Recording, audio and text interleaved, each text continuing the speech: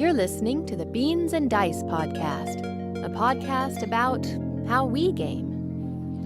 Hey folks, welcome to the Beans and Dice podcast. Don't check your clocks or your calendars. It is not Thursday night. It is not live call-in show night, but we will be opening up the phone lines.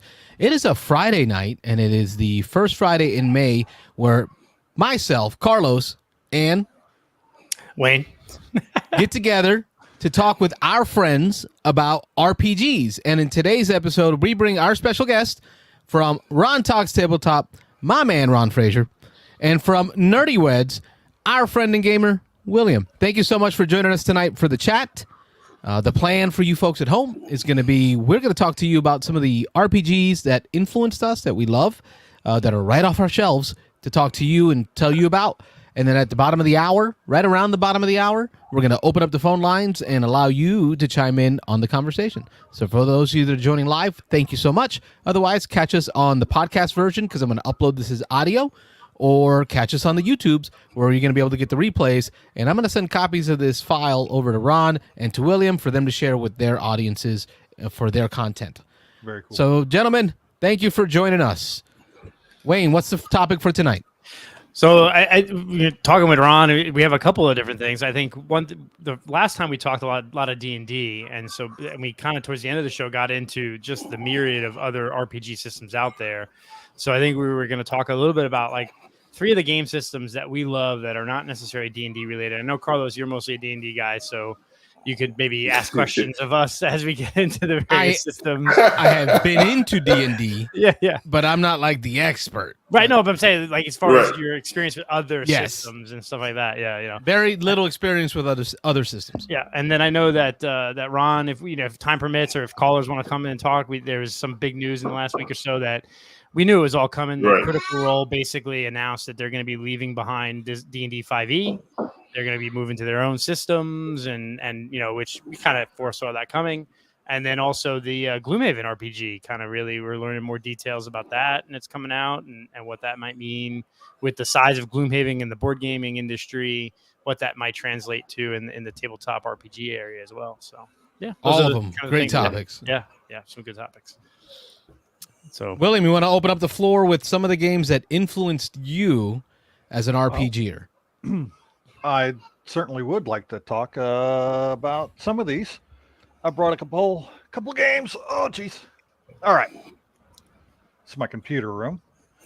So I have Vampire the Masquerade. Now, this is a game by White Wolf Game Studio. It's the World of Darkness, I believe is what they're called now. World of Darkness Gaming. And also Werewolf the Apocalypse. These are the older versions of this particular game, or these games. They do have new editions out now. I do have the new editions in the living room. I just forgot to bring them into my computer room. Oh, so the newer editions are being actively used. Yeah, that's the ones you can find at the store now, are the newer editions. They get rid of some of the things like the Camarilla and stuff. Isn't as in the base game as... You can buy source materials for some of the stuff, but I don't know. I haven't really explored the new version of this game yet. I have had it for a couple of years now, but it's really a difficult game to get on the table because it is a bit more cerebral. This isn't a tabletop RPG for beginning players, the vampire one. The werewolf's a little more forgiving because it can become a little more hack and slash. It's my style. Yeah, but the vampire game tends to be more about personal horror, more than I have my lovely assistant handing me from off camera. There you go. The new Vampire the Masquerade. She's in the living room watching. Seen that cover in a while. That's a pretty cover. Oh, wow, that is awesome. I need some help like that. Listening to the show, handing you what you need. Now, Vampire the Masquerade, right? I have always been adjacent to it, meaning it's been around me. It's always been around me. It's always been talked about.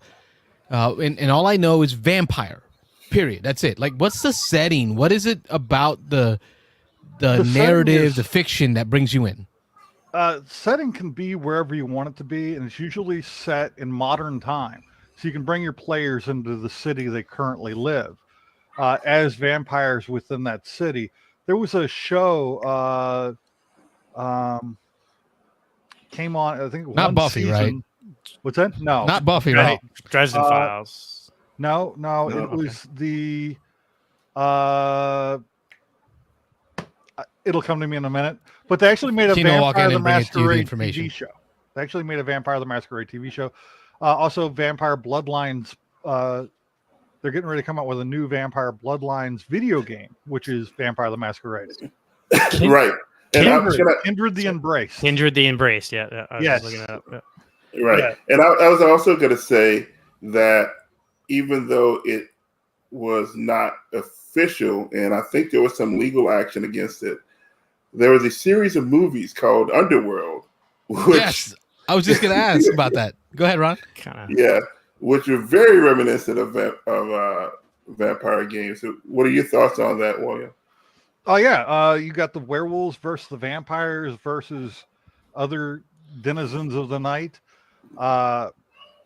They even have settings like Vancouver and a few others where werewolves and vampires coexist and actually have like a joint society. But the most of the world, vampires are kill on sight for werewolves, and vice versa. Okay, so like for me, playing World War II games, I watched a lot of documentaries, and that helps get me in the fluff.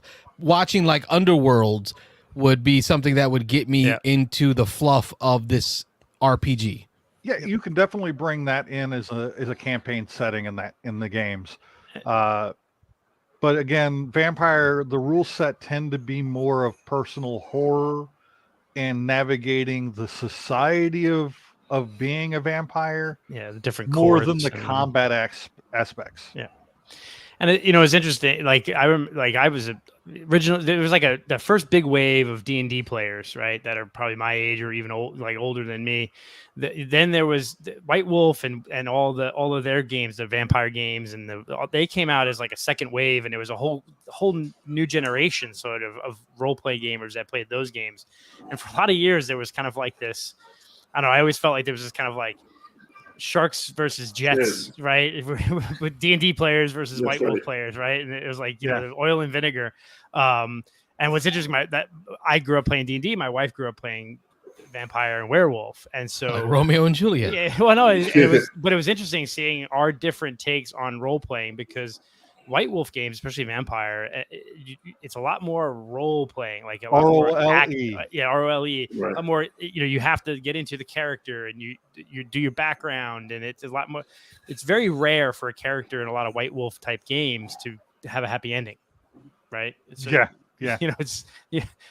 You're either a bad guy that's going to get messed up, or you're a good guy that's going to go insane and get messed up. You don't really have a good ending. Whereas in D&D, you're always the hero that's moving up and saving the queen, saving the village, and stuff like that. Right. Yeah.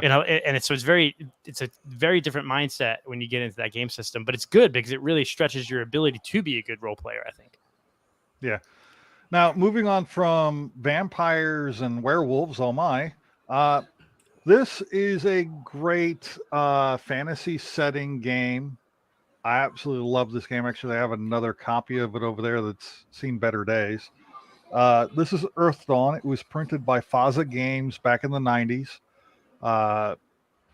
This game, it uses kind of the similar world settings to like Dungeons and Dragons, except in this game, you are an explorer coming out into the world after this terrible cataclysm has all but destroyed the world. And it's kind of a Dungeons and Dragons meets Fallout. Everybody's emerging from cairns that are like the shelters that have protected the population from these creatures called horrors, which are interdimensional beings that feed on the terror and misery of conscious people, of sentient beings. And they're coming out and they're trying to reestablish society because the magic level's gone down enough to where horrors are no longer walking the earth, but they're still there. And there's still an element of the game where you can run into a horror in a deep, dark dungeon and it can mess your world up. So Earth Dawn, it's a really cool system. If you like the fantasy genre, It's an older book. You can still find copies of it around. And I highly recommend it. It's a great system of game. It's one of my favorite fantasy setting games. Awesome. And Ron, then last... Go ahead, Ron. Ron. I have not played that one before. Neither have I. I've heard about it. Yeah, I need to pick up a copy. I like that fantasy Fallout feel you talked about. Yeah. Yeah, so you kind of get Instead that. of a nuclear cataclysm, it was these creatures from another dimension have come and destroyed the world.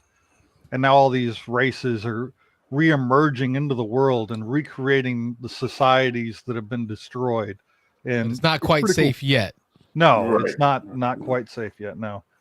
They even have one horror called, well, I don't know what the name of the horror is, but it preys on dragons, to give you an idea of the size of the thing.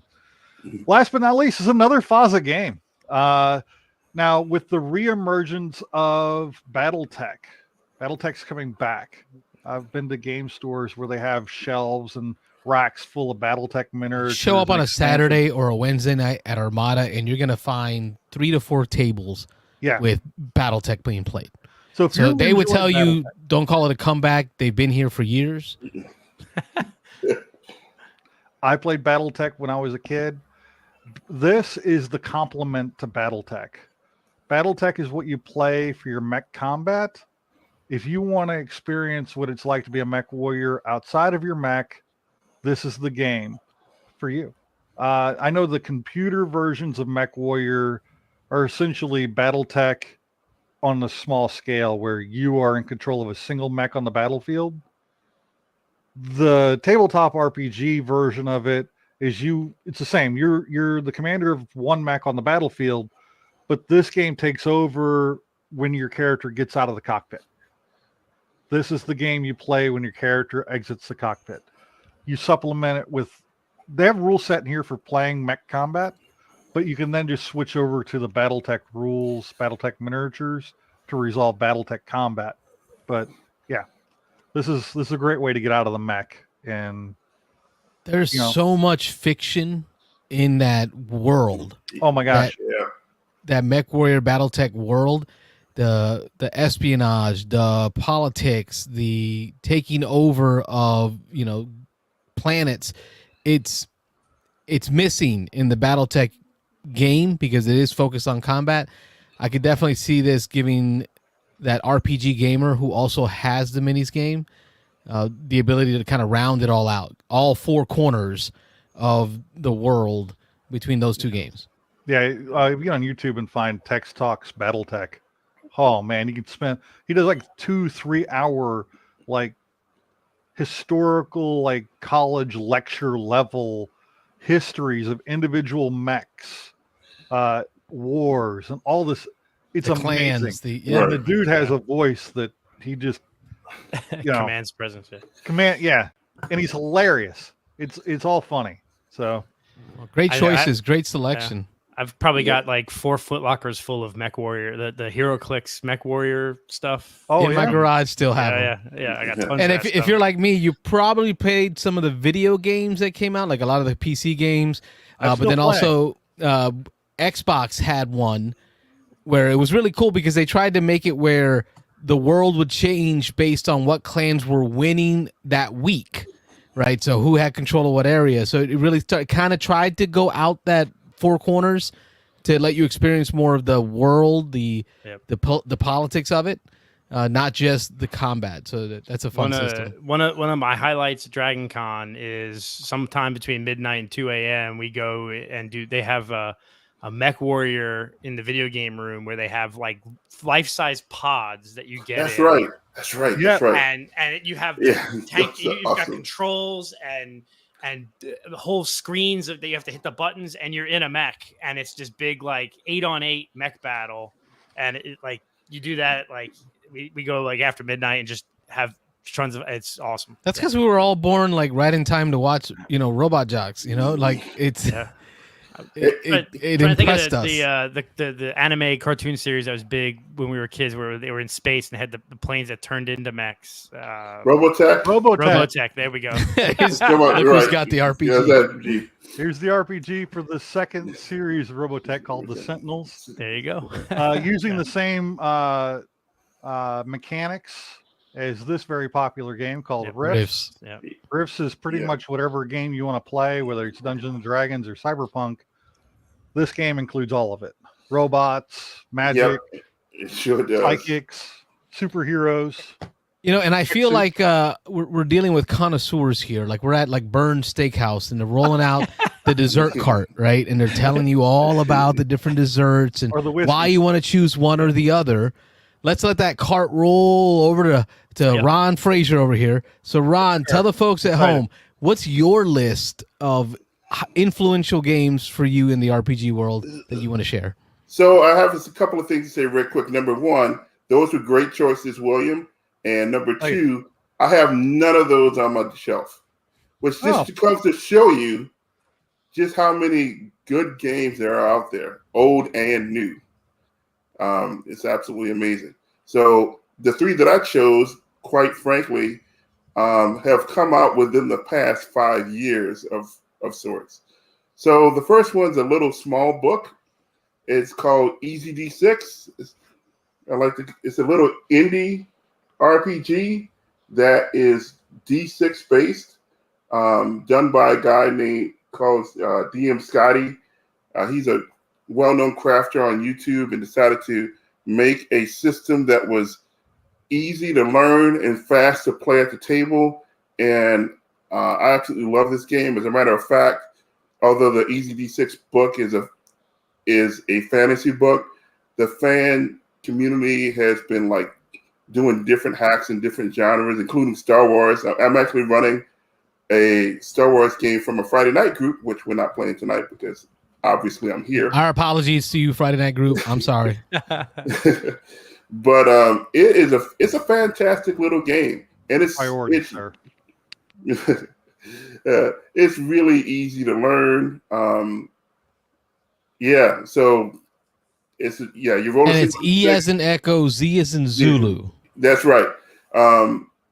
So you roll one or more D6s. So the rabble rouser, that's what they call the GM, sets the difficulty anywhere between 2 and 5 normally, and you roll a single die. And if you get that or higher, you succeed.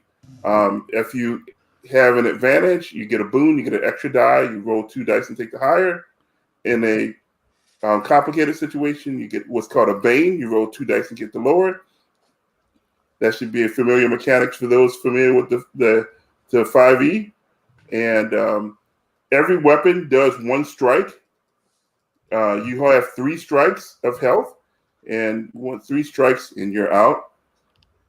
But for the most part, you'll get like armor saves or defense saves to resist actually taking the damage and everything like that. So the heroes are more resilient than they might sound, but it's a really fun game. I don't want to get too deep in the weeds because we have other games to talk about. You guys have any questions about that game? I'm currently looking it up online. Seeing such a small book, what's the retail on that? It's kind of expensive because it's print on demand. You can get a drive-through RPG. And I want to say the hardcover book is somewhere around $30. Wow. So download the RPG, the PDF. I'm sure they have it. PDF is $12. Yeah. Okay. That's worth a PDF to put on my Kindle. Yeah. So, really check it out. I want it just because the DM's called a rabble rouser. I've heard GMs, DMs, and all that stuff called a lot of things, but rabble rouser, that's got me. Yeah, it's great. The players are called pushers and shovers because they're pushing and shoving against, whatever the rabble rousers, throwing at them. It's a neat little game. So I would highly recommend checking this game out whenever you get a chance. Maybe you get to a convention or something like that. I highly doubt a game store is going to be carrying those books, but you never know. But I know a couple of games that game stores will be carrying books of, and I spoke about this a little bit in our previous call.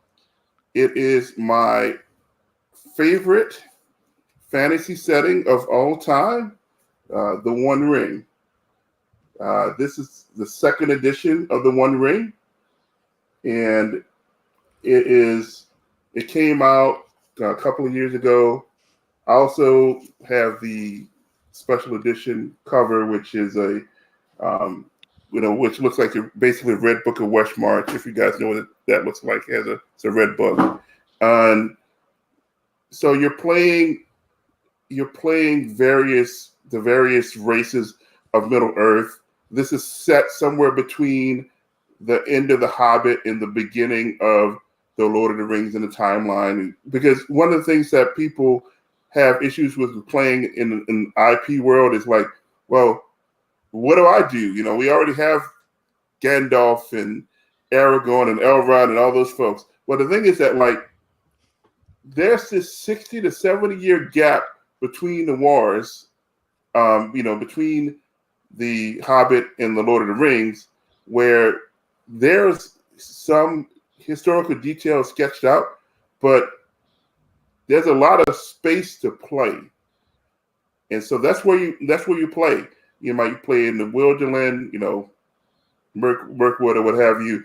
The second edition of the game is set in Eriador. That's the lands west of the Misty Mountains, where Rivendell and the Shire and all those other places are.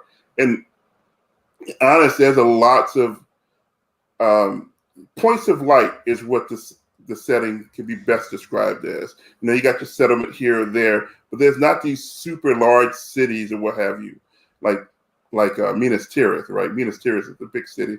Edoras down in Rohan is kind of big, and so there's plenty of space for you to play and be heroes, and the system has its own. It has a special D12 called a feat die that has a Gandalf symbol and a Eye of Sauron symbol and the numbers 1 through 10. So you always roll that, and then you roll a number of 6-sided dice equal to your skill, always looking for a certain test number. And that's the main mechanic for that game. There's rules for hope. You spend hope to add to your roll or what have you. There's rules for that represent the effect of the shadow on you, and if you get to a certain level of shadow, you might have a bout of madness, or you might even succumb to the shadow and become an NPC. So, the themes of Tolkien are very well represented in the One Ring. Cool. And that's the one that I recall you had built a ring system for range in combat. Is that the one I'm thinking of? Yes. You had this beautifully crafted 3D piece of terrain, which had a center ring, a middle ring, and a long ring, and you were using that for players to establish positioning almost in the game. So mid range or long range. Right. And so I have a video of that on my YouTube channel, and that's not part of the One Ring actually. So in combat, you have, instead of absolute spatial positioning, you have combat stances. You're either forward, which is aggressive, open, or defensive, which is obviously defensive, or you're in rearward stance, which is ranged combat. And so, but otherwise, the combat is pretty much theater of the mind in the One Ring. But we like using miniatures, and I like using minis too. But instead of doing the gridded combat, this was a way to do abstract combat, where it's if you were in forward stance, you were in one circle, and open, you were the next ring, whatever. And then I just kind of put the enemies next to you that you're engaged with.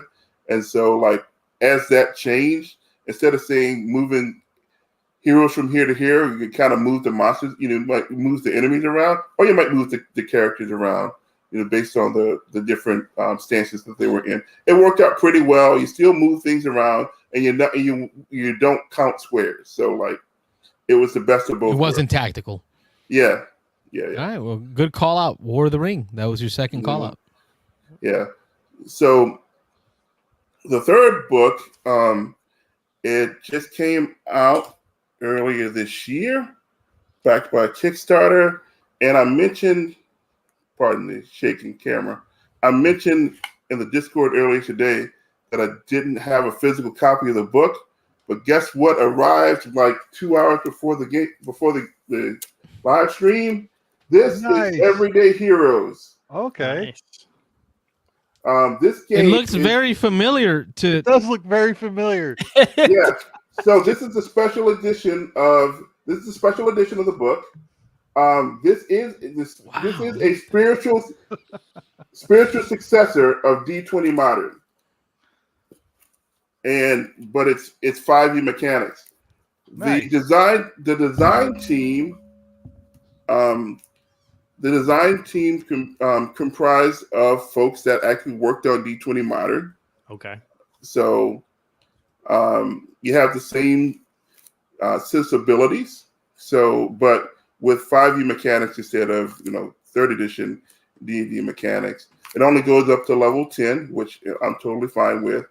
So I don't imagine year-long campaigns, going on in that setting. Right. So you have 6 classes based on your attribute, and then you have subclasses, within those 6 classes. So they kind of kept the fast, strong, smart. Yeah, they kept that exactly. I just played a couple of sessions of it. I'm very familiar with 5e. I've been playing, 5e D&D since its inception. So the rules were very familiar to me. They added some nice tweaks for chases and vehicle combats and all that kind of stuff. But these folks are also doing a series of what's called cinematic adventures, which are books that are based on different IPs. They have new rules in each book as well as an adventure. They're doing stuff like Pacific Rim, the Monsterverse, King Kong and whatnot, The Crow, Universal Soldier,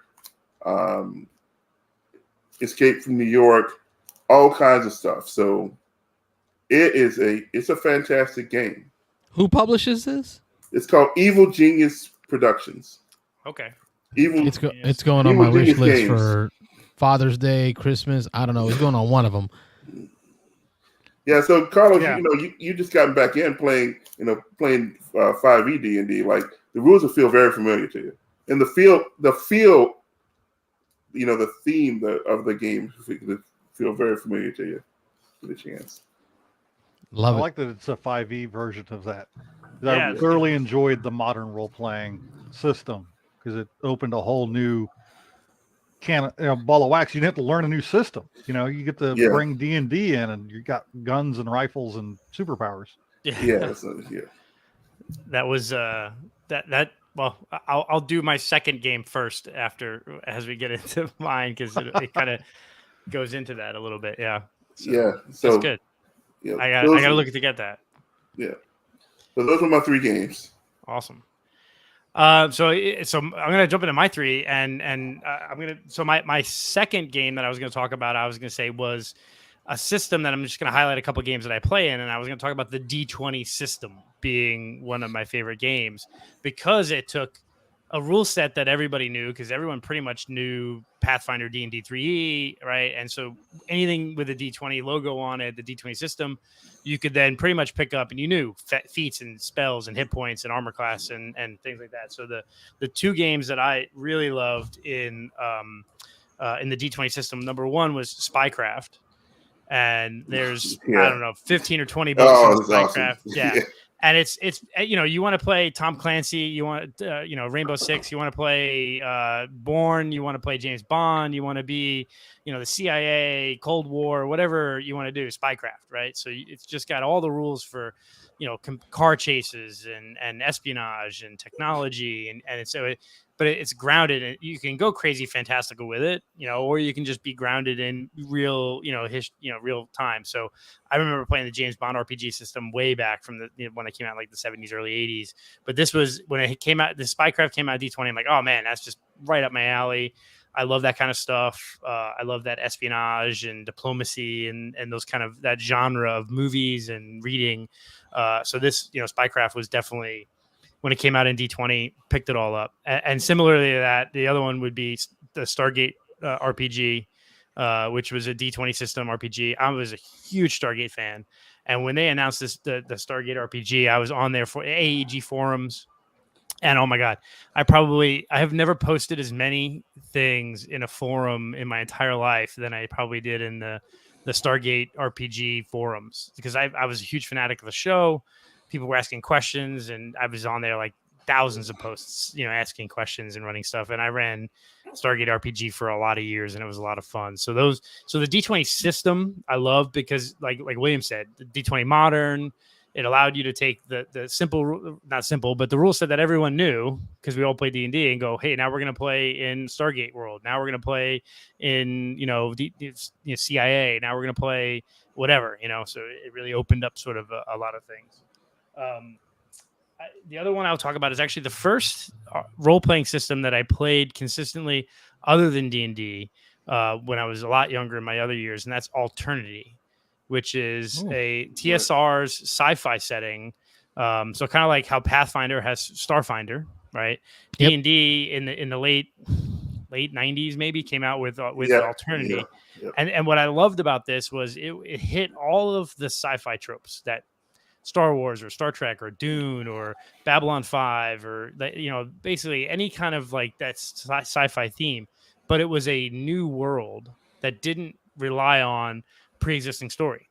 So you could play in this Alternity universe, and it was D20-ish, so it was kind of D&D 2E-ish, but it had all of the tropes of sci-fi that you could play with, but you can develop your own world. And there was like the Lighthouse, which was like this giant space station that you find like hundreds of thousands of light years away. And it's kind of like Mass Effect, right? Where all the like some ancient civilization left stuff behind. And so there was just so much in this world and in the 7 or 8 books that came out for this system that gave you just so many angles to go on as a GM to kind of go crazy with story and developing your own background on it, that it just was great. So I loved Alternity. They've folded this in, I think, to Spelljammer. No, it's Star Frontiers and D20 Future. It was. That's right. It was a D20 Future setting. Which was a D20 Future was a expansion for D20 Modern. Right. And from what I recall, of Alternity system, it was a bit more unique, and I thought it was I never got a chance to play it. Yep. But then just kind of but I guess it didn't sell well or something. Yeah, they actually only produced it for a couple of years, and then it folded because right around like 98 to 2000. So Wizards of the Coast sold at that point to TSR sold to Wizards of the Coast, and Wizards of the Coast killed it pretty quickly. So it actually was only produced for a couple of years, but you can pick up the books pretty cheap, I think. They're not super popular, but it has been re-implemented. I just like the fact that it was, because we talk about sometimes playing in the Star Wars universe, playing in Stargate, playing in Lord of the Rings. Sometimes it's kind of hard for players to get into it. So I liked Alternity because it gave you this world and it gave you all this material to really kind of develop craziness out of. So that's my number 2. My number 3, I think I hate to always kind of beat the dead horse, but I actually, be honest with you, if you told me right now, I could I mentioned it on the podcast last week. Do you guys ever listen to 5 Games for Doomsday? Yeah, you mentioned it on the podcast. I haven't heard it yet. It's a really cool, it's a really good interview guy. He interviews people in the industry, and he tells you, hey, you're leaving your house and you're going to some cabin in the woods to escape Doomsday, and you only bring 5 games with you, right? And what are those 5 games? And then he asks questions. And I just love that format, because when you think about what are if you ask the question, if I could bring one RPG with me to play for the rest of my life, that what's the one RPG? And D&D would probably be pretty close, but I think if 7C would be the one I would take with me. This is a great point. We just got a comment from Edmund England, our international viewer out of Sweden. He's the one that makes this an internationally renowned show. Yep. His question was, he's looking for an RPG to read, not play, that is situated on the sea. Do you have any advice? Wayne, this perfect timing. 7C, it's a good one. Well, so I'm a history buff, right? I love the History Channel. I love reading history books and novels and stuff like that. And what I love about 7C is it's kind of like an alternative Age of Sail for the world, right? And it's set so, but each country has its own flavor, right? So 7C, if you're from England, right, or the English Avalon, right, it's called Avalon, which is England, then they deal with the Sidhe, and they have magical powers that deal with the fairies and stuff like that, right, and they're sailors and stuff like that. Then the French, which is Montaigne, right? It's very much the court of King Louis and the Sun King and the French Revolution and all that stuff, right?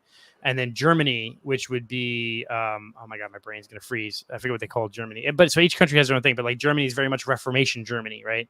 And then like Russia is kind of like the Tsars versus Rasputin and Queen, the Tsar Katerina. So it's like each country kind of has its own flavor. And like the Italy, which is the Versace or Verdaci, yeah. They're very much like the Medici and the backstabbing. And then there's a Caribbean country, and then there's Castile, which is Spain, is very much the Inquisition and the church, and so like each country kind of takes a major historical time period that happened in that like 1,000-year period and amplifies it and then makes it into a fantasy type setting. And so each country has their own, magic, but it's all about, it's Dread Pirate Roberts, it's on the seas, it's pirates, it's courting and all that kind of stuff, Three Musketeers and just all that cool. And I just love it. I just love that unique aspect of taking a country's sort of history and molding it into this kind of alternative world that you can play with. So I love it. I'm not a huge fan of the second edition. Rules are a little wonkier but even the first edition, but it's a dice chucker. You have the D10s and you're rolling a bunch of D10s and they're exploding but it's made to be super thematic and super like, I want to, jump off the roof with my knife and slide down the chandelier and do all kinds and you just roll. Okay, I succeed. So it's really thematic. And so I just enjoy playing that game so much because I love that those time periods and the history and bringing in those characters and playing the swashbuckler, playing the musketeer and things like that. So yeah, those are that one I had to bring up again. I know I talked about it before, but I love that one. No, I'm glad you brought it up. It was perfect timing with Edmund's question. Yeah. And at this point, I did say I would open up the phone lines at the bottom of the hour, but I'm opening them up now. I know we started a little bit late, but we got going, and I wanted to get these gentlemen to give their opportunity to speak freely without interruption of the games that they wanted to bring to you, that they connoisseur list that they brought to you, that they prepared of games that they think you should look into or that have influenced them in some way. Well, yeah. I also have the game that launched, let's say, millions of disappointments and bugs and glitches and 12 years of development that fell flat on its face. Cyberpunk. Wasn't that the recent Kickstarter? The video game. Yeah, no, this is the original tabletop role-playing game that came out in the late mid 90s. Cyberpunk's a good one. It's a great RPG system. But you see, the year was the height of the pandemic, and I never got to do a cosplay for DragonCon 2020 based on Cyberpunk 2020. Because, we're supposed to be in this world right now, Well, I'm going to give you my quick 3 influential games for me, and we'll wait on callers to call in as well. You can feel free and interrupt me. I am not the expert here on the show. I am not. So for me, of course, D&D was the first one I got into. We've talked about it before. I'm not going to rehash it. I think Ron says it. He does not mention that game on his show. It's just not a game that he talks about at all. So D&D was probably the first influential one, but that got me into the D20 Modern, right? So I know we talked Everyday Heroes. It's now on my Amazon wish list. Thank you, Ronaldo. It's there. Everyday Heroes is probably the successor, you said, of D20 Modern. Spiritual successor. Yep. Going on my wish list right now as well. Yes. So that was awesome. But then for me, one of the other influential games, D&D 4th edition, right? Because it was a tactical minis game. Practically, for all intents and purposes, it was a tactical minis game with some social events and exploration in between combats, and I loved it, and because I love wargaming. But then when I got into, and I can't remember what edition it was of Warhammer Fantasy Roleplay, but it was through Fantasy Flight Games, and it was a box set, and I recently gave it away because I knew it wasn't going to get played at my house. But when I did get to play it when it first came out, it blew me away because it wasn't tactical grid-based RPGing, which I didn't know was a thing. Like it just wasn't a part of my group. It did kind of like what Ron was trying to do with the Lord of the Rings, or the Lord of the Rings one, the One Ring, I think it's called, right, Ron? The RPG you just shared. Yeah. Where it literally says, and of course it's FFG. So what does FFG do? Make awesome tokens. Like that's their thing. Right. Yeah. Any games they make tokens. So they provided tokens and standees for each player, for all the different characters, for the monsters and such. But then you would have these range tokens that you would put between you and the target and the monster or the event. So you knew that you were long range, mid range, or close combat to it. So you can kind of create the stances almost of, all right, I'm the ranger. I want to be far away from this. So I'm going to indicate that by putting 2 range tokens between me and the target. So everyone at the table had a better idea of what the lay of the land was, but it wasn't locked into grids like a 4th edition D&D would be. And that really opened my mind up to the idea of, okay, so we can have a general idea of what the combat situation is shared, but in my mind, I can imagine it a little bit differently than you can, but we each have enough understanding where we're not confused. Because I remember playing an RPG, a D&D game, without the map, and there was a lot of confusion because some people thought, oh, I thought we were closer than that, or I thought we were farther than that. So it really opened up my eyes. That's the one that I would say influenced me big time, because it just kind of taught me that you can do this without the maps. Without the maps and boards. minis. Yeah. We, growing up playing Dungeons and Dragons stuff, we didn't have maps. We didn't have minis. We had to walk 5 miles to school uphill both ways. Uphill both ways. I'm with William. That wasn't the thing back then, Right. Yeah. But that's a totally awesome point, because I remember when I first started playing D&D, we didn't have maps or minis or whatever. We maybe had a map of the dungeon, right? From the living room. And but then, like, so you like when we first started playing, it was no maps and minis. Maybe you had a map of the dungeon or something like that you were kind of messing with. But then we got to the point where there was maps and minis, and we're measuring fireballs and whatever, and everything had to have minis and whatever. And then I met my wife, and she was White Wolf player, Vampire. She's like, we don't do that. It's all theater of the mind. I'm like, yeah, but you went to NYU for theater, and I'm not good with that. But you learn and play 7C. Like, there's no maps. Like, when you're trying to describe, like, I'm going to run and jump and go across this chandelier and then use my knife to cut down the curtain and do this, you can't do a map for that, right? It's just got to be in your head. Right. You're envisioning this craziness, right? So I love both of them, though. I do like tactical RPGs sometimes where you have a map and you have a dungeon and you have minis. That's great, right? But I also love sometimes just make up your story, right? And roll the die, and the DM will decide if it worked or not, and that's great. Some people that are in the role-playing games are really into it for the tactical aspect. They love board games and all this kind of stuff, and so that's what they want out of role-playing games, and that's perfectly fine. And then there's other people that are like, man, if you're playing with minis and terrain and all this kind of stuff, then you're not really playing an RPG. I mean, I've seen that. I've seen that attitude. In the truth, the gatekeeper attitude. Yeah. On both ends of it, yeah, totally. Yeah. And the truth of the matter is, I'm with Daniel on this. This is Christian Adventure Gamer. He's out of Indiana, and I'm trying to remember, was it Warsaw? I can't remember exactly where out of Indiana, but he came down to Florida. I got to meet him and his wonderful family over at Armada Games. But Daniel brings up an awesome point. I'm an ADD person, period, flat out. Squirrel, you want to keep my attention? Make the board pretty. Make like the minis and the map. Give me things to fiddle with and look at in between turns, which I just played my first game of 5e 2 weeks ago. Had my second game of 5e this past Tuesday. So I'm two games in, And I am starting to remember, I don't know how I paid attention, because when you have 6 players and a GM, it could be a little while before it comes back to your turn. That's true. Like, so the Christian Adventure Gamer has an awesome point. He's also a therapist, a licensed therapist. So he deals with, helping people get through stuff.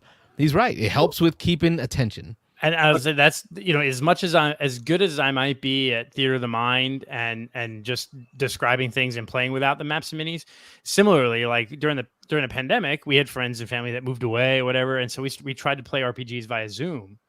But the easy distraction of I have 2 monitors here and the game's on this, and I could bring up Facebook, or I could surf the web, or I could play a game on BGA while you get distracted. So so having sort of visual evidence or being in person, there is something that's why I still don't think that RPGs are going to just move to the the cloud and just because there is something like I can't play on Zoom. I get distracted too easy. You got to be in person. Even with the pretty maps that they have now, right? Because they effectively have scanned in the maps from like the adventure modules, and then you're just playing little overlays on them, so it looks beautiful. It's a great way to present. Yep. Right. Keena talks about I had to walk uphill in the snow through the forest just to get your RPG, huh, William? As if she was in there laughing about. Yeah. Yeah. The eye candy. Yeah. Keena's with me on that. The eye candy too. Eye candy's great, and I know that just like back in the day we used to do like sketches of our characters. A good mini, like a custom done mini, can really connect players to their character as well. Yeah, there's a phone call. Beans and Dice Podcast. State your name. Where are you calling from? Self-pleasure has nothing to do with your sexuality. Okay. Hey, it's been a long time since we had a prank caller. Yeah. That reminds me that we're still worth pranking. Like, yeah, I guess. It's been a long time. That is an achievement. Heck yeah. You're worth pranking. Yeah. Interesting. Thanks for watching in order to see the number. Yeah. But we've been off. Yeah, we've been off for 48 minutes. That's impressive. That's impressive. Yeah. So what I was going to say was, yes. So custom minis and art and all this kind of stuff can help you visualize your characters. Now, as an adult with some disposable income, that's one of the things that I've been really enjoying is getting custom art and like having minis modded, for example. So my D&D campaign that I ran a few years ago, I was running it in the Eberron D&D setting, and the main villain was the Lord of Blades, and I had a mini modded because I was not satisfied with like the Wizards of the Coast official version of the Lord of Blades. I just didn't think it was impressive enough. So I went and I bought a Reaper Classic Mini and just paid this guy to mod it and paint it up, and it looks awesome. And used it for one game session. Game session. even less than that. It was one combat. Well, I'd say they're still around, but before the pandemic, we were playing a D&D 5e game, and it was going really good. And we're kind of mixing and matching, playing miniatures on the field at Theater of the Mind, and almost all of us. There's a website, Hero Forge. Mm-hmm. You can go to Hero Forge and design your own mini, and then you can just pay for the STL file or pay for them to print it and send it to you. And almost all of us had our own mini made for the campaign, and that really does add because it gets you into the character more when you have that. It felt so good because my son and I are getting into D&D 5th edition together. It felt so good to watch him at Armada Games walk the wall of Reaper Bones minis. If you've ever been to Armada Games, they have a whole wall of Reaper Bones minis, like 5 deep, each like pointy thingy bobber hanger, like 5 to 6 deep of models. And he's just rummaging through, trying to find the one that like feels like his character. And when he found that Dragonborn character that he found there, he was like, Bobby, this is him. I'm like, all right. And that's the dude. He tucks away in the little plastic box and brings it with him. It as adults, we still feel that love for it. Yeah. For the price of a decent set of miniatures now, you can buy a 3D printer, a resin 3D printer, and have access to a whole host and world of custom miniatures. You can learn how to 3D model yourself, and the sky's the limit with the modern 3D printers, FDM or resin. But there's a skill set that is not a gamer skill set, a content creator skill set. I don't know what the skill set is. That 3D printing / laser cutting skill set is different. I want to get into 3D printing bad. At last year's Dragon Con, I went to a 3D printing panel where there was a dude from Hollywood he was a special effects and prop maker for Hollywood, and he's like, I own like, a 100,000 square foot warehouse that has nothing but, I've got 1,000 3D printers running nonstop making props for movies. And he showed some of the stuff that they do with 3D printing. And I was like, I want to get You got to go to Zeno's house. Brian Zeno, he's got like, I think 5 or 6 3D printers. Some of them filament, some of them resin, and they're all running all the time. Yeah. So it's just like this hum and the smell. It's like the smell thing. Right. The one thing he showed, like I can't even remember the guy's name. He's some kind of somewhat famous Hollywood dude, but they have a full color 3D printer. And he said this. And I heard Hero Forge. I think was it Hero Forge that is doing like color 3D prints? Well, they are, and they're getting cheaper, but they're expensive. He's like, the one that we have that does stuff for the movies is like $500,000, right? But you can get them. He's like, you can get a good 3D printer, color printer for like $50,000 now. He's like, okay, but okay. All right, but some of the stuff they're doing, it's like, holy cow, that's really cool, And he worked on some of the Star Wars movies. They were talking about how like they just, they 3D printed the entire interior of the Millennium Falcon and stuff, and it's like, it's like, you can buy a decent resin for about $400. Yeah. And a set of speed paints from Army Painter. Yep. And you don't need a color 3D printer. No, I was just I know amazed that they were like, but it's cool that technology is going to be more accessible in the future. Yeah. I mean, like that's where it needs to be. Within the next 5 years, 10 years, color. When I'm watching Zeno like balance his tray, right, leveling it out and filament temperature and all that, and I'm like, yeah. All right, fellas, let's move to some of the news topics. Yeah. Can I say? Go ahead, Ron. Can I say? Wrap it up for us. But your last comment that you put up there about Epic Solo, I highly recommend his channel. He has a channel where he is doing a solo playthrough of right now Old School Essentials, basically, so fantasy D&D with some voice work and minis and all this kind of stuff. It's really cool. So I'm subscribing now. Yeah. So check him out. It's really, really good. Yeah. And I love that comment. I posted it up there because of the comment.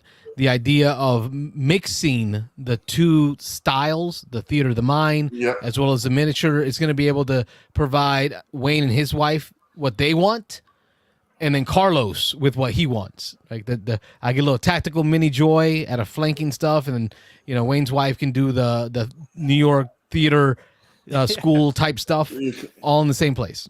Accents and everything. It's great. Yeah. So Wayne, take us into some of the news topics that we wanted to touch on to get our professional opinions. Professional, professional nerds. But so no, we talked last time about the whole debacle with the OGL and D&D, and we basically said that all the major companies are going to be basically moving away, and what we saw is D&D or WotC and Hasbro. They've tried to do the about face. They've tried to do the mea culpa. They've put D&D basically in the public domain almost. Forget that it's not in the creative license. There we go. They put it all in the creative license. Yeah. But really the orc from Paizo and a bunch of other companies, and then Matt Colville and the MCDM, they're still doing their own systems. They're like, nope, we're not going to go back. And sort of the big pin in that was Critical Role, right? They were kind of silent, toeing the corporate line because they get big checks from them. but everyone kind of expected it. But basically, with the way the third campaign is going, really the big tie to Wizards of the Coast, Hasbro, D&D was the gods, right? And Matt Colville was kind of Matt Mercer was kind of moving towards eliminating those gods and moving on. And basically, the announcement is now that in 2024, so probably the next campaign, Critical Role is going to be moving to their own systems, or they're gonna divorce themselves from 5e. But Ron, go ahead and add to that. Yeah. So in the state of the press, which is Darrington Press's annual statement on what's going on with the company, they talked about some board games, but they also talked about 2 RPGs. One is called Illuminated Worlds, which is kind of a D6 system built a setting neutral D6 system that you can slap a setting on and play more of a short form game. And by the way, they're starting like next Thursday, they'll be running at least a short campaign or a one shot using that system. And then they also announced and gave less information on Daggerheart, which is going to be their fantasy RPG that allows for advancement and more long-term play. That sounds like it's going to replace a certain game that starts with a D and end with dragons. Shall not be named. But seriously, it's really interesting because Critical Role, Darrington Press, they don't need WotC. And the only reason why D&D got this boost in part is because that's the game they chose to play. Those guys were playing Pathfinder First Edition before they went on, started streaming their games. Matt changed to 5th edition because it's like, well, it's simpler than Pathfinder 1E, and it might be an easier game to grok when streaming. So that's why he switched. Like he did those, whatever game those guys were going to play was going to get a big boost. Yeah. So And that, go ahead, William. I think that 5e was fine until it became so big that it gets mired in controversy, the game itself and the developer. It was fine when 5e or D&D was still a fringe thing. And now Critical Role has gotten so big that they have to be concerned with the product that they're playing. And the product they're playing is got controversy or is becoming corporate. It might be good for them to move on to a new game system, introduce the world to a smaller publisher or something, Yep, their own. I think what's interesting is you have the we lost Carlos. That he probably just had to run and get something. You have the venture capitalist people, you have the Wall Street people, you have the money people, right? Looking at Hasbro and going, well, D&D is so popular, it's under monetized because it's not. We could squeeze more money out of it, right? Mm-hmm. And then you have the biggest people in D&D, arguably, it's Critical Role, and they're all voice actors in Hollywood, and they understand intellectual property and owning rights to what they do, right? They don't want to lose their own IP. So it was never going to end well for corporate America, Hasbro, to try to muscle in and go, well, you need us more than we need you. And they're like, no, we don't. We have this deal with Amazon.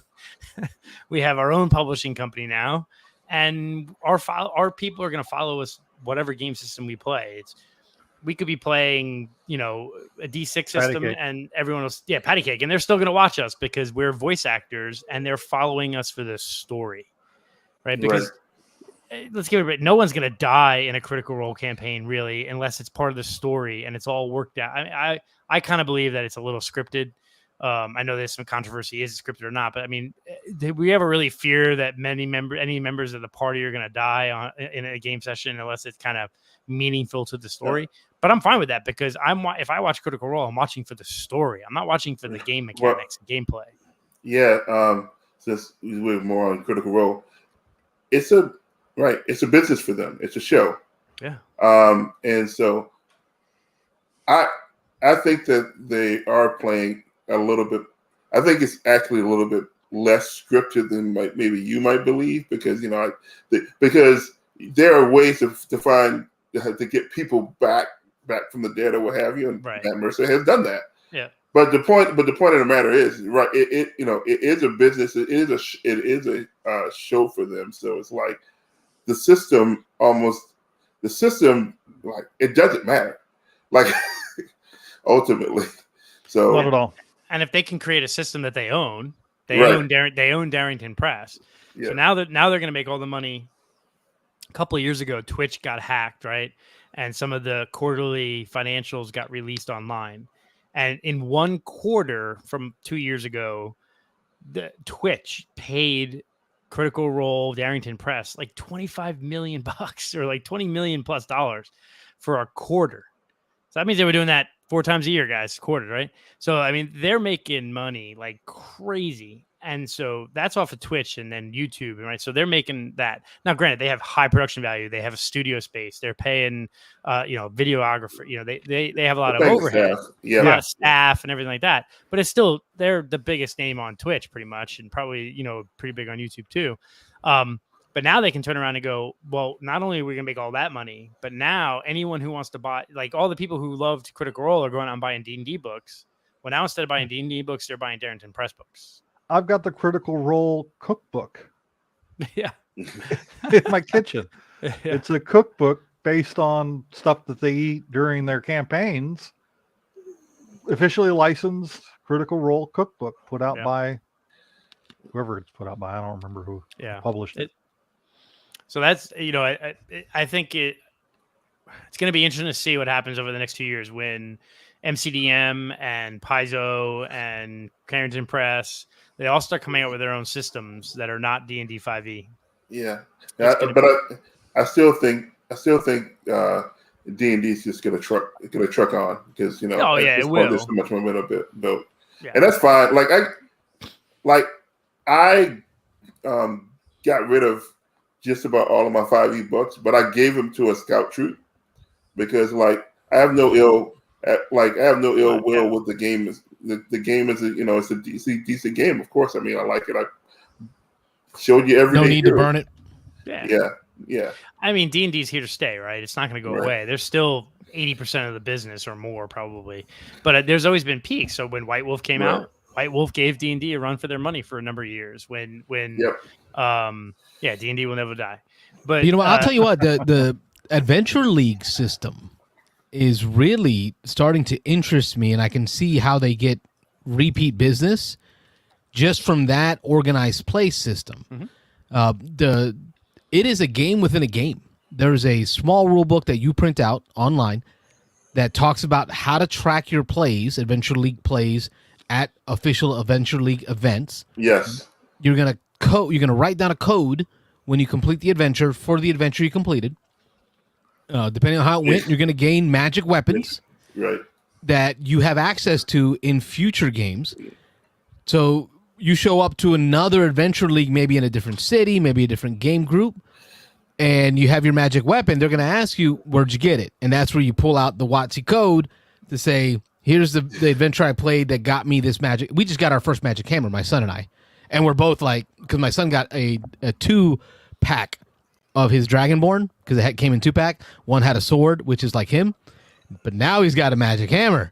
The other mini has a hammer, so it's it's really hitting. I thought, okay, I'm just gonna do the month of May, kind of get me back into D&D, into RPG, and then I'll be done with it. But this game within the game, this campaign system that they created eventually, has got me thinking I'll need to play at least once a month here forward, just to keep that character leveling up and gaining stuff. I don't know about the other two guys, but and I used to be big into organized play, and during the D&D 3rd edition days, with the RPGA and Living Greyhawk and all this kind of stuff. Yeah. It used to be even more intense than that. You had a lot. I had a binder full of adventure records where they had all of that stuff, and so anyway, it's really I think it appeals to it appeals to different types of people. But I'm glad that you having a good time with that. The thing that I love, the thing that gets me and that I love the most, like Carlos, I'm digging it. You're doing it with your kid. Like that is like, yeah.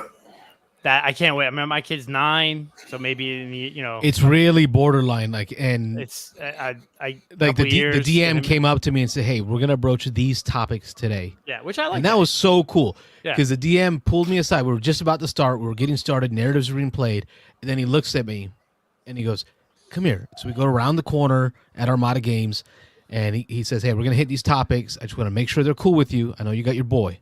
And I'm like, "No, we can hit these. We're comfortable with these. These are conversations I want to have with my kid." Nice. And then we come back, and I throw on the fake smile, and I'm like, "I got a special mission." You know how the DM will pull you aside and tell you some secret stuff that nobody else gets to know? I just wanted to make the other players jealous. And the whole night, they're like, "Was that what you were supposed to be doing? Is that what you were supposed to be doing?" No, but that's really cool. And it's really cool that the DM was like, "Hey, recognize he's got a younger kid in the audience. Hey, is this okay with the parent?" That is awesome that you can experience it with your kid, and that the GM at Armada Games, they work hand in hand with their GMs to make sure it's family friendly and new player friendly, and your session that you pay to play in includes a drink and a snack, like for your $5 that you're playing that week. Yeah. So I mean, they make it so nice. Armada Games, that's my spot. That's really cool. That's special. That's something that you can think about years to come. That you got to have that time with your kid playing some D&D. Because none of the other ones wanted to do it. I swore. Okay, listen, I got a lot of kids. I got 4 of them at this point, and I'm not done yet. I was all about making my own like RPG party. Like I was gonna have my own D&D group, and then the oldest boy's like, "Nah, Bobby, I like baseball," and then the middle boy's like, "Nah, Bobby, I like shooting guns in ROTC," and then the younger boy's like, "Hey, Bobby, what's that?" Like, let's go. It's funny. My 6-year-old, like, she's interested in RPGs, and I got the one No Thank You Evil, but like actually Easy D6 is right up. Like, you're just rolling a D6, looking for a number. Like, I'm gonna do that with her soon. And my wife played D&D for a little bit. My 3-year-old was too young, so like I'm getting there. I'm getting there, Carlos. Yeah. I have No Thank You Evil. Also, we've messed around with that a little bit with our kid. It was good. Monty Cook. I love Monty Cook. So yeah. Well, I could use a bottle of water. She was talking in the chat about not that kind of drink. No, it's like a soda and a chip bag, right? No alcohol at Arena. Yeah. So. No, keep the news comment or news topics going, Wayne. What else do we not hit? So Ron brought up that some more information was released on the Gloomhaven RPG. Oh, I got some news about Gloomhaven. Okay, it is now the 3rd most popular board game on Board Game Geek Forum. It's dropped to 3rd. I broke that news out yesterday on the show. Carlos just like, hey, the force is strong with me. Wait, I want to try that. I want to try that. Let me try it. I want a Philly cheesesteak pizza. Yeah. Let's see if someone hands me one. My Manhattan is empty. My man. We're just gonna keep yelling into the air. But Carlos rubbed that in last night with several of the Beans and Dice guys that love the Gloomhaven, and now they're in Frosthaven, and it was like pouring lemon in an open wound on them. It was good. But checking out that new RPG setting for Gloomhaven, right? Because they did try not to stick to the stereotypes of fantasy tropes, which I thought was cool, right? Try something different. It really wasn't my flavor. I would have rather played more traditional fantasy than the Gloomhaven fantasy. But I think they're going to have an opportunity to bring in some of those board gamer, Euro gamers that really like Gloomhaven into the RPG world, because it sounds like they're going with that same deck flipping mechanism of Gloomhaven, which my board game buddies love. I can easily see how it would work. too. Like it's not a stretch. So I think it's interesting because so many people out there love Gloomhaven, and like there might be some folks that are already into RPGs that play Gloomhaven, but there might be some folks that are not into RPG, who never played RPGs at all, but this might be their thing, and that mechanic with the card modifiers and all that kind of stuff, like maybe they can bring that familiarity in, and so that they can get into it. Of course, the setting, if you're a fan of the setting, it could be a easy gateway into RPGs. And also, like from what I read, there's going to be a core book and some other package. So if you just want the core experience, you can get that. And then they alluded to like some sort of deluxeified version with minis and stuff, right? With minis and stuff. But I'm looking at the box, and it's like you have all these standees and whatnot. It's like, why can't you just get the core book and just play with the standees? Anyway. Yeah, I see. Yeah. I think. I'm going to start with this. It's going to sell like ridiculous. Yeah. Right? I mean, Gloomhaven, Frosthaven, two of the biggest Kickstarters ever. So it will sell like crazy. But I think it will not get played like crazy, right? Because, so my comment would be is if you're an RPG player like myself, right? I'll throw myself out there. I like my wife and I are playing through Jaws of the Lion. We're enjoying it. But we're not going to turn around and then play an RPG in that universe necessarily. We're going to go play D&D, or we're going to go play a million other RPGs. So I don't know how many RPG players who like Gloomhaven are going to use that system. Right. They may take the fluff from the text and from the book and use it in 5e or something. There'll be a ton of 5e conversions, I'm sure. And then how many board gamers who are not RPGers, like Rob, the invisible guy next to Carlos there with the jacket, the thing is Rob. In honor of Rob, who is not an RPG player but loves Gloomhaven. He's not going to turn around and play an RPG game based on Gloomhaven. He's just going to play Gloomhaven or Frosthaven, right? So I don't. Yep. I think it's going to sell like hotcakes. It's going to make $1 million or more. I just don't see a lot of people playing it. Right. Yeah, I can see that. By the way, you mentioned that Gloomhaven has dropped to third, probably because of some tomfoolery of people voting, like downvoting it or what have you. But also, Gloomhaven Jaws of the Lion is in the top 20. So there's like two different versions. Like it's just. But dominating. I think Gloomhaven Jaws of the Lion belongs there. I'm not a fan of Gloomhaven. But Jaws of the Lion, I really loved that package that they created there. The book makes everything. The book, the fiddliness of the setup is gone. The flip of the book. Yeah, I almost wish Mansions of Madness would come out with a book like that, where you can like flip it, where it's like as you explore the world, you can flip open the book instead of having to look. Because that's the biggest Mansion of Madness, Gloomhaven, any of those tile building games. When you have a ton of expansions, you spend like half hour of your game time just looking for the damn tile that you need to play down next. Yeah. It's the only reason I want to play Memoir 44 more. It's so fiddly. It's so fiddly. It takes forever to set it up. I love the game. It just setup takes forever. Right. So I was like looking back at the Gloomhaven RPG video, man, it looks basically like the board game setup. Sans the big board. Sans the big board, yeah.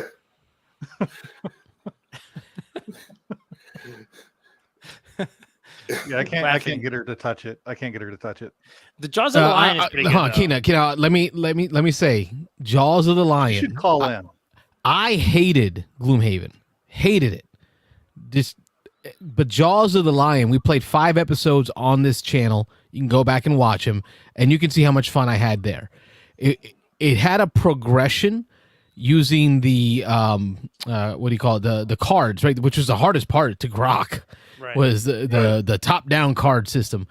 A progression in the first 5 games where you started with a small hand of them, and there were easier options, And as you progressed each mission, each adventure, you swapped some out or added some until you got your hand to a certain size. And then boom, they say, all right, now go, run, baby bird. You know how to fly. Go. Right. And I did. Everything that I hated about Big Gloomhaven when I showed up was analysis paralysis, too many options, not sure which ones, not doing them right, having bad turns because I just couldn't grok it right. Gloomhaven, Jaws of the Lion fixed that. So give it a try. Any big campaign game needs to do the intro like Jaws of the Lion did. The first 5 games of Jaws of the Lion are not so introductory. They're introductory, and they add rules as you go along. Right? No, those are watches for my channel. I'll take it. They count. So, watching me play counts. Yeah, but that's I'm with you, Carlos. It's that progression, that slow teach, that opening up of the game system. That sometimes these big campaign games, they throw you in the deep end, and you have all these rules to remember in the first game. It's like, I'm not going to remember all that. I need to work into it. And that book, the book is the best. Christian Adventure Gamer asked that question there. If you want to. Yep, pop it up. Oh, Carlos and I'll let the engineer go. So the nice thing about board games is that there's a direction that players can go, which, like with Rob, where he likes it's a pre-baked story that he's working through. But with an RPG, how will it transfer the aspect into something more open world? And that's where I think it falls off. I think the players like Rob, the people who love Gloomhaven because it's this story, they're playing through a pre-baked story. They're not going to translate the Gloomhaven rules into an RPG world and then create their own stuff. But some of those memories that you can make with the open-ended world that great. You just can't... Like, we just played a series of Forgotten Waters at my home with a group of friends that they're also going to join me with kids for some D&D games once I start DMing that this next month. But it led to some hilarious moments and meeting some cool characters that we will never meet again. Whereas in an open world adventure, the DM has the ability to see the engagement of the players with some random NPC that was just put in there for no reason. Some random NPC. Right. That engagement turned into like a really cool dialogue / fun story. Now that DM has the opportunity to say, you know what? I'm going to insert that panhandler back into the game a few more times.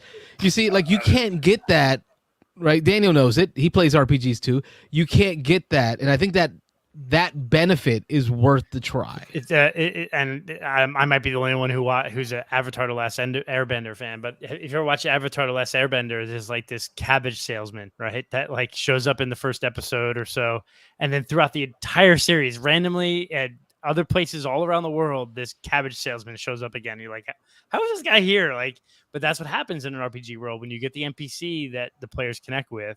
They're gonna the GM is gonna find a way to have them show up over and over again. And the other thing, every single adventure you go on in a role-playing game, tabletop role-playing game, is on rails. The game master, the dungeon master, he has an idea. The game module he's opened up to create this world, whether he wrote the module or he bought it as part of a campaign setting. Every one of them plays exactly the same as Gloomhaven, the board game. Except you're using dice instead of cards. You're using, it's a role-playing game. The only difference is the players in the tabletop role-playing game can go off the rails. Yeah. That's the only difference. Yeah. Exactly. And it's like going off the rails is what makes role-playing games beautiful. Yep. That is the difference. You spoke about NPCs. You never know what NPC is going to resonate with the players. It's true. Well, we got a call coming in. Beans and Dice Podcast. State your name. Where are you calling from? This is Daniel the Paladin from Warsaw, Indiana. My man, Daniel the Paladin from Warsaw, Indiana. How are you, sir? Yeah, so I'm doing pretty good. Yeah. So, obviously, I'm watching you guys and following along with what you guys are talking about. And, I just want to share some of my thoughts of, what I'm thinking with the aspect of the Gloomhaven RPG or, tabletop. And so I think, for those people that are really into the game, because there's quite the elaborate story in those boxes, right? And so, like, can a GM handle a derailment with players that are only familiar with board game style play when it transitions to tabletop? Be the same as handling a derailment in any other campaign setting. Well, given I a guess world, the question isn't so much the. Sorry, go ahead. No, well, you're given a world that you can explore. Gloomhaven does have a rich backstory. You got founders of Gloomhaven, maps of villages, maps of cities. Yeah, so there's a lot of places for the players to go find adventures, and for the GM to be taken along for the ride at times. I'm sorry. No, go ahead, Ron. Here's the flip side of that. We're talking about players having to make decisions. What if you're a board gamer, you're accustomed to that, but you get into a role-playing game where you can make any kind of decision that you want. So I can see some board gamers having a hard time with that. It's like, well, what do I do? Right. But what are your thoughts, Daniel? You brought up the topic. Yeah. So, what I was thinking was more not so much on the DM side or the GM side, but more of the player side. Because I've played a lot of RPGs and I play a lot of board games. I see how you give someone a lot of options, they get confused, they don't know what to do, right? Or because they have this predetermined idea in their mind because they're so used to how the board game played. What do I do here? And how do you keep them engaged, right? So it's going to be taking, I'm thinking it's just going to take a little more extra work, right? And so it's just that transfer. Yeah, too many decisions can be a negative experience because a lot of people freeze when there's too many options. Analysis paralysis. Even in a point salad board game, right? Where how many decisions can you make? Stone Age or Dune Imperium, whatever. I have my meeple. I want to place my meeple. I have about 15, 20 places to put it, right? So, but there's always going to be a few that are more optimal than others. And gamers are in tune to, I have my meeple. I'm going to put it in this spot because it's the most optimal spot. But in an RPG, you could do. There's no spot. There's no spot. You could do whatever you want. It's open, So there's a paralysis there sometimes, maybe.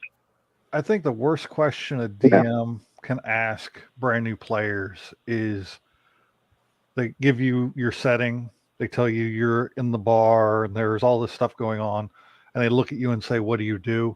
I think is one of the worst ways to take new players and put them into a world. Yeah. You need to present the players with options and kind of train them to look for options as they go, and reward that behavior, and if they decide not to take the options the DM has given them, then they're exploring the world. So, yeah. And Daniel, you're a parent too, right? Daniel, you're a parent too, like me. Our DM this Tuesday night did a great job with these newer D&D players, including my son and myself, where we were in the tavern, and we were given that mission / question mark, right? That you remember from World of Warcraft video gaming style. Like this is your event point, right? And her question wasn't, what do you do? It was, do you want to follow him? Right? So kind of the closed-ended question is sometimes the right question, not the open-ended question. Mm-hmm. Like with your children, you don't say, oh, what do you want to do? It's bedtime. You say, do you want to brush your teeth? Or do you want to go get your clothes ready for tomorrow? Which of those two options do you want to do? So that's Mm-hmm. I'm not trying to infantilicize the games. No, that's a super valid point. I'll let Christian Adventure Gamer talk. Sorry, go ahead, Daniel. Oh no. I think it was Wayne that said something about a lot of people will buy it, but maybe not so many people will play it. I think this might be a gateway for some people into tabletop, right? And that means the gateway to DMing. I'm all for a tabletop version of this game, and I think it could do really well, and I'm hoping it does well. I'm just looking at the bumps in the road along the way. And I think it's awesome to grab the role-playing version of this game and have access to all the miniatures and monsters I currently have in my board game versions. Yeah. She's having access to that. I think what would be really good is if in that the first game book that they come out with, they also come out with a like you said, Rob, that intro adventure that walks you from like a bridge from the Frosthaven, Gloomhaven, Jaws of the Lion board game into the RPG. I love it, like, Wayne. Yeah, well, that's like when I started GM, I typically actually have a game 0 with players, individual, where I will have like a 30-40 minute game with you, Carlos, with you, Ron, with you, William, before we get together, where I'm going to lead up the hour before you walk into the bar and all meet, and that I will give you the bait of how you got there, why you're going to that bar. You're going to that bar to do this, and then you happen to run into all the other friends, all the other people that somehow you will eventually end up together. But that session 0. It gives you those options that like you were talking about, Carlos. But I love that idea of it, like the feeling, the Lion Witch in the wardrobe feeling, where like you open the doors, so you know where your reality is right now, and it's Gloomhaven on the tabletop with the hexes and all, and then suddenly you open the wardrobe and you pass through, and like it's open world. Like I love that idea, or that feeling, that passage is a great idea. But now I've got 4 strong RPGers on here, including Daniel out of Warsaw. So I'm going to ask, because Daniel asked a question. He's looking for barriers of entry for Gloomhaven players into Gloomhaven RPG. And I'll tell you one of them. My buddy who is not here right now, my buddy Rob, one of his barriers of entry for RPG gaming is lack of trust in his fellow humans. When I busted out, the first time he played an RPG, I busted out Star Wars. We played it at my table, and I busted out my DM screen. Like, he looked like daggers at me. Like, what are you doing back there? Like, I don't trust what you're doing. What do you said you rolled a hit. How do I know it was a hit?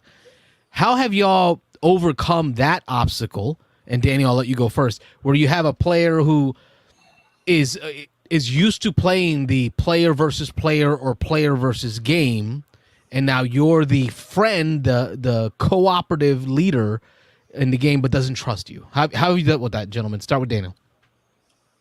Yeah, so I may have say things like, such as in life, like you don't always know the other motives of other people, but like I have no reason to lie to you, but I may say things like, you think you've passed a check. Whereas like in Pathfinder 2E, like it's the GM that actually rolls the sneak, the hide for the player. And so like, I'll say, you think you're hidden, Oh, so I don't get to see that I rolled a 17, 18, or 19 thinking that's going to pass most DCs. Right. You roll it for me, and then I feel like I'm hidden. Yeah, you think you are. Just like in real life, if you're trying to sneak, you might think, okay, I'm hidden. But really, you might just be sneaking out in the open and everyone see you. So you're going to find out either the easy way or the hard way. Yeah. Anybody else dealt with that type of player? I think I try to make it very apparent to my players right from the beginning. I haven't DM'd or GM'd in a long time. I really want to start back up. But I try to make my players understand that I, as the GM, am not a player in this game. I am here to make you have a good time. Now, sometimes a good time is going to involve your character taking a sword to the chest because you made a bad decision or a terrible roll. I'm not here to play against the players. It is merely I am in control of the world, and some aspects of the world are hidden to you. Just like in real life. You don't know whether or not you're actually convincing the person that your argument is valid until they do an action that shows that they took your advice. You know what I'm saying? William, I rolled a 19. Yeah, well, your DC was 29. So. Yeah. Ron? You can roll your dice out in the open. But I look so much cooler behind the screen. You can do that. Like if that person is that important to you to keep at the table, then you do that. If not, it's okay because role playing games aren't may not be the only hobbies that you have. Like there's some people you're gonna be totally cool with that for some reason you just can't play at the table and be okay with that. But I've run games where I've rolled out and open. I've rolled behind the screen. So take your pick. Wayne, any final thoughts on that topic that Daniel brought up? Yeah, I think that it's really just you have to convince them that you're the facilitator of the story. You're more of a moderator, right? It's their story. They're gonna, I have some ideas, but you guys can go off in the field and go crazy and you can do whatever you want. I'm just gonna help guide the story. I'm just sort of here for the ride that you're helping to create. And I think that's sort of, I go back to, I think that's sort of why I like that zero game where it's just me and the player. And I build that trust with that game, that zero game first before we bring the whole group together. Right. And then, so it's zero game first. I get to know your character, your personality. So I know what you're looking for. I know what I'm looking for. And also your player style. Right. Your Player real style. person Right. I know. style. Right. And then when we get together as a group, before we even start playing, we kind of have a little talk of, hey, these are the topics that are just taboo and we're not going to touch, right? We're not ever going to go here. Or I ask the players too. It's like, is there something that you'd never want to deal with in this campaign? Then great. Okay, that's off the books. You have to just trust that I'm never going to bring that up because you just don't want to deal with it, right? You don't want to deal with goblins. You don't want to deal with whatever. You don't want to deal with certain topics. And that's great. And then so you have this game zero, you have the little pre-session, and then you get into the game, and then you build that trust. So it's really more of a trust. You have to build trust. You just have to trust me as a person that I'm not going to put you in a place that's uncomfortable, or I'm not going to mess your character up just because I want to, right? That's true. But what if your friend has deeper issues than what's going on at a game table? You can't fix that. So that's when we call in Daniel, the licensed therapist. Call in the professionals. Daniel, I first want to thank you for making this what I like to call it, a call-in show. By you calling in, it makes it official. It makes it a call-in show. So thank you. And then secondly, let the folks at home know where to find your stuff, because I remember I found you before I even started doing my stuff. I was watching your channel. Tell the folks at home how they can find more about what you do. Yeah. So you can actually look me up on YouTube, Christian Adventure Gamer. I've actually opened up my own private practice. So if you're looking for therapy in Indiana, you can go to thehealingroadllc.com because I provide telehealth therapy. But I also have a Facebook page for the channel as well. So Christian Adventure Gamer. And does a lot of giveaways. He's giving away a lot of games on there, folks. So make sure you sub, follow. Copy of Jaws of the Lion that I'm playing. I want from Christian. Him and his daughter, Alex the Paladin, right? Alex the Rogue. Alex the Rogue, you're the Paladin. Right. There we go. His daughter, they've done a lot of gaming on there. It's a wonderful channel. I was watching it before I was doing my stuff, so I thank you for reciprocating back and joining us on the show, Daniel. That's a hilarious. Oh, yeah, thank you. Take care, man. Have a good night. Hey, see ya. And that's going to bring us to the end of this episode. This good conversation. Four folks having talk. It feels like it went real fast. Hopefully you folks at home enjoyed it. If you did, make sure to comment. Let us know that it was something worth doing. This is our second session. We've done one last month. This is the one for the month of May. And if this is worth doing, I will dedicate time to continue to do this. So I want to thank William and Ron for joining us today. Wayne, always being there as my wingman when Rob's not around to handle the topics that Rob just can't take. We're gonna get him into RPGs at some point. We gotta bring him slowly along. How does he handle hidden games like he doesn't like hidden movies. Friday or Spectre Ops didn't like it. No faith in humanity. Dang it, Rob. William, where can the folks at home find out more about what you have going on? We are the Nerdyweds. You find us here on YouTube and Facebook. We've got other social media, but they're not really active right now. But mainly YouTube and somewhat on Facebook. There's Kina there making another comment. She's my partner in crime. The better half. Yeah, she's watched this whole show and they're laughing at us. I could hear her from the living room laughing at us this whole time. Yeah, make sure you come on and check us out. We had a great time. I'm looking forward to actually having Kina and I join you guys for one of the Thursday night shows. That'd be great. Let's start looking at your calendar ahead. Next week we have Chris Graffiti, but after that the guest slot is open. So work with Kina to figure out a night to have you join just like this from your studio. Join with us for the live call-in show to talk board games and other tabletop. And are you and Kina joining? Are you going to Dice Tower East? Yes, we will be at Dice Tower East. There you go. We'll be there. Beans and Dice has a presence, I think, like 20-something strong people. 20 to 30 of us, easy, yeah. Beans and Beaners, as I call them. My beans showing up. Yeah, we're going to be at Spooky Empire's Mayhem Festival tomorrow night. Nice, horror. I'll probably be doing a live stream from the party tomorrow night. Maybe even run Blood on the Clock Tower. I'm taking it with me. See if anybody wants to join in on it. So that's what I'm willing to try. I want to try that. It's like a role playing game meets werewolf. Yeah, pretty much like that. I've burnt out a werewolf. I used to love it back in the day, but now I haven't played it for years. But I definitely could play something a little similar. Yeah, cool. Ron, tell the folks at home where they can find you. You can find me on Instagram at Ron Talks Tabletop. You can find me on Facebook at Ron Talks Tabletop. Twitter at Ron Talks TV Top, and right here on YouTube at Ron Frazier, although you can search for Ron Talks Tabletop. YouTube is mainly RPG talk. So that's, if you want more of this, go to my YouTube. And then maybe I need to join you on your channel. Yeah. I gotta figure all this stuff out to do that someday. You need to get yourself a Wayne like I do. Yeah, I don't know what that is. And then every now and then, you can catch Ron on the Dice Tower. That's right, board game breakfast. Yeah, that's right. Hey Wayne, you come work for us, and we'll pay you twice as much as Carlos. 0 plus 0 times 0. Wayne does finance. He knows how this works. I'm good with the spreadsheets.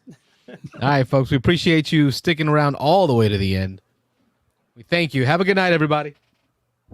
Thanks for watching the Beans and Dice podcast. Don't forget to like and subscribe.